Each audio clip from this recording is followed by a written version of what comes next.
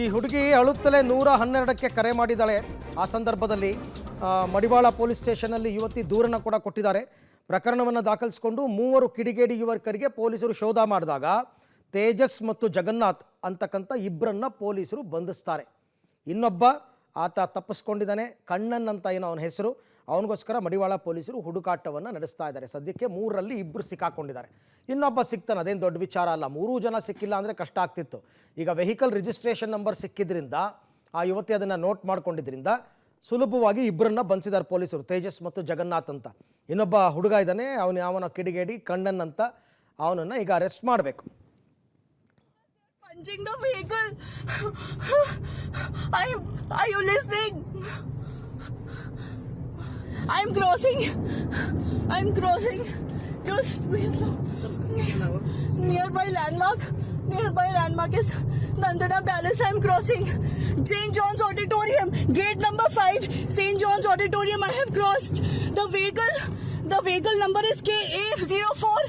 The vehicle number is KA04. KL2583. KL2583. They are blocking our route. They are in the front of our vehicle. They are KA04, KL2583.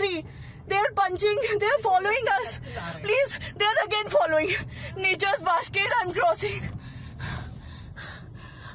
I'm on this road now. I'm on this other road. Please.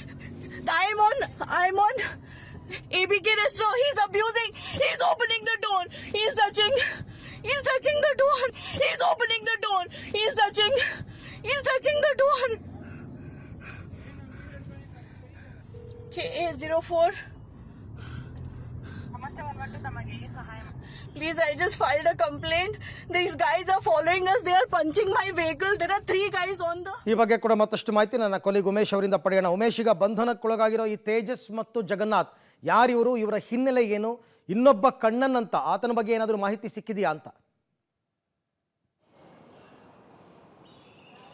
Arvind, ಈ ಇಬ್ಬರು ಆರೋಪಿಗಳೇನು ಬಂಧನ ಆಗಿದ್ದಾರೆ ಅವರು ಕೂಡ ಮಡಿವಾಳ ಅಂದರೆ ಸ್ಥಳೀಯರು ಅಂತ ಗೊತ್ತಾಗ್ತಾ ಇರುವಂಥದ್ದು. ಆದರೆ ಅವ್ರು ಏನು ಕೆಲಸ ಮಾಡ್ತಿದ್ರು ಅನ್ನೋದ್ರ ಬಗ್ಗೆ ಇನ್ನೂ ಅಧಿಕೃತವಾಗಿ ಮಾಹಿತಿ ಸಿಕ್ಕಿಲ್ಲ. ತಡರಾತ್ರಿ ಇಬ್ಬರನ್ನು ಕೂಡ ಬಂಧನ ಮಾಡಿ ಕಸ್ಟಡಿಗೆ ತೆಗೆದುಕೊಂಡಿರುವಂಥದ್ದು. ಅಲ್ಲೂ ಅವರು ಹೆಲ್ಮೆಟ್ ಹಾಕಿಲ್ಲ ಅನ್ನೋದು ನೋಡಿದ್ರೆ ಗೊತ್ತಾಗುತ್ತೆ. ಅವರು ಅಲ್ಲೇ ಏರಿಯಾದವರು ಮತ್ತು ಸಾಮಾನ್ಯವಾಗಿ ಲೇಟ್ ನೈಟ್ ಇಂಥವ್ರ ಸಂಖ್ಯೆ ಜಾಸ್ತಿ ಓಡಾಡುವಂಥವ್ರು.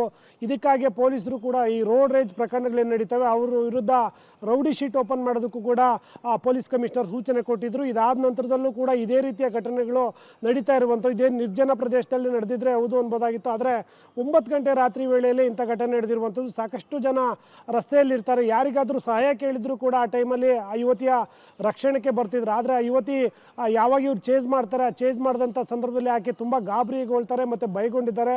ಯಾರೂ ಕೂಡ ಕಾರನ್ನು ನಿಲ್ಲಿಸ್ದೇನೆ ಅವರು ಪೊಲೀಸರು ಬರೋ ತನಕ ಕೂಡ ರಸ್ತೆಯಲ್ಲೇ ಓಡಾಟ ಮಾಡುವಂಥ ಕೆಲಸ ಮಾಡುವಂಥದ್ದು. ಯಾವಾಗ ಆ ಪೊಲೀಸರಿಗೆ ಈಕೆ ಫೋನ್ ಮಾಡ್ತಿದ್ದಾರೆ ಅನ್ನೋ ವಿಚಾರ ಅವ್ರಿಗೆ ಹತ್ತತ್ರ ಬಂದಾಗ ಗೊತ್ತಾಗುತ್ತೆ. ಆ ಸಂದರ್ಭದಲ್ಲಿ ಅವ್ರು ಎಸ್ಕೇಪ್ ಆಗಿದ್ದಂಥದ್ದು. ಈಗ ಮತ್ತೊಬ್ಬ ಏನು ಆರೋಪಿ ಸಿಗಬೇಕಾಗಿದೆ. ಸಿಕ್ಕ ನಂತರದಲ್ಲಿ ಅಧಿಕೃತವಾಗಿ ಇವ್ರು ಏನು ಕೆಲಸ ಮಾಡ್ತಿದ್ರು ಮತ್ತು ಬೇರೆ ಏನಾದರೂ ರೀಸನ್ ಇದೆಯಾ ಈ ಘಟನೆಗೆ ಅನ್ನೋದು ತಿಳಿಬೇಕಾಗಿರುವಂಥದ್ದು. ಮತ್ತು ದೂರದಾರ ಯುವತಿ ಏನಿದ್ದಾರೆ ಏಕೆ ಸೋಷಿಯಲ್ ಮೀಡಿಯಾದಲ್ಲಿ ಪೊಲೀಸರಿಗೆ ಟ್ಯಾಗ್ ಮಾಡಿ ಮತ್ತು ಮಡಿವಾಳ ಪೊಲೀಸರಿಗೆ ದೂರು ಕೊಟ್ಟಿರೋ ಕಾರಣಕ್ಕಾಗಿ ಇನ್ನು ಪೊಲೀಸರು ಕೂಡ ಆ ಯುವತಿಯನ್ನು ಕರೆಸಿ ಮತ್ತಷ್ಟು ಹೇಳಿಕೆ ಪಡ್ಕೋಬೇಕಾಗುತ್ತೆ. ಹೇಳಿಕೆ ಪಡ್ಕೊಂಡ ನಂತರದಲ್ಲಿ ಅಸಲಿಗೆ ನೆನ್ನೆ ಬರೇ ಸಿಗ್ನಲ್ಲು ದಾಟೋ ವಿಚಾರಕ್ಕೆ ಗಲಾಟೆ ಆಯಿತಾ, ಬೇರೆ ಏನಾದರೂ ವಿಚಾರಕ್ಕೆ ಗಲಾಟೆ ಆಯಿತಾ ಅನ್ನೋದ್ರ ಬಗ್ಗೆ ಸ್ಪಷ್ಟವಾಗಿ ತಿಳಿಬೇಕಾಗಿರುವಂಥದ್ದು. ಅರವಿಂದ್, ಹಾಗೆ ಸಂಪರ್ಕದಲ್ಲಿರಿ ಉಮೇಶ್, ನಿಮ್ಮ ಜೊತೆ ನಾನು ಮತ್ತೆ ಮಾತನಾಡ್ತೀನಿ. St. John's Auditorium, I have crossed. The vehicle number is KA04. The vehicle number is KA04. KL2583. KL2583. They are blocking our route. They are in the front of our vehicle. I'm on this road now. I'm on this other road.